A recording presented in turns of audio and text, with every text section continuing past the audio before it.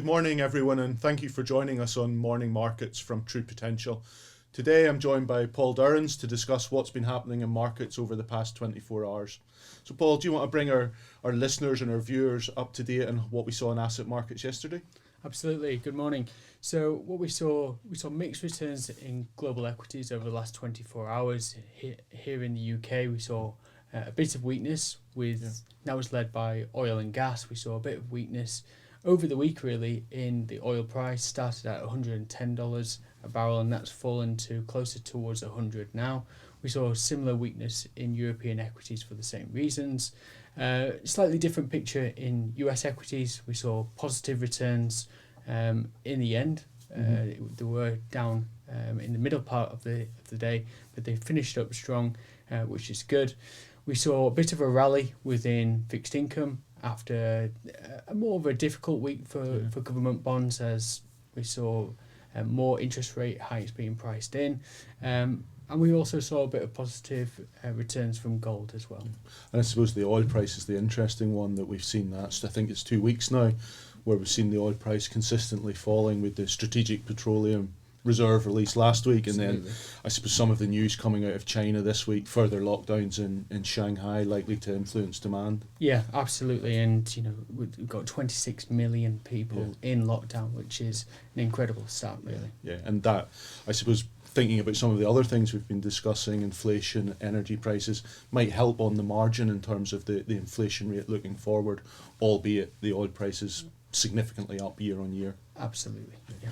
And I suppose the other thing that we've been looking at and discussing as a team is just politics and geopolitics, how that's played through in recent months. And maybe one of the things that we haven't touched on is political change coming through in a number of different countries. France, the presidential elections there coming up, which seems to be going below the radar until very recently, when we've seen some changes come through in the polls. Yeah, absolutely. And I think there's two candidates really out in front at the minute. You've got Emmanuel Macron, who's the current president, and Marine Le Pen. And Marine Le Pen has, in recent weeks, been gathering a bit of traction. She's been campaigning hard and really appealing to voters of the younger generation, so the under 30s, with quite a remarkable policy of looking to eliminate income tax for those under 30s.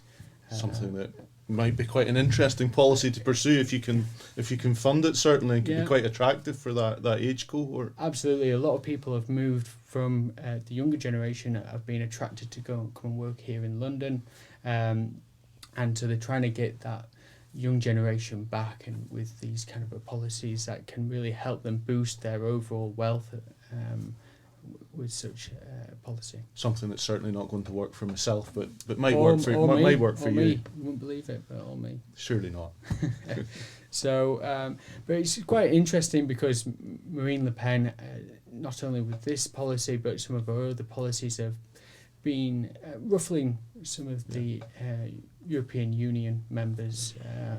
She's got quite a strong stance on immigration and also protectionism. So in terms of the effect it's had on markets, what we've seen is French government bonds, their yields spike because her policies are less economically friendly for France. And also if you look at French stocks, so they've been underperforming broader European, even though France has less linkages with Russia and Ukraine. And I suppose that's the thing, we kind of at times forget the importance of domestic politics and how it can influence outcomes in asset markets. And we've got a number of other elections over the course of the year, and we think about US midterms, Australian elections, etc. So we'll keep updating our viewers on how those are playing through in local asset markets. Absolutely. Excellent. Well, many thanks for joining us this morning, and please do look out for the podcast coming out later today, where we'll be reflecting on the first quarter of 2022. Subscribing to the True Potential YouTube channel is quick and easy.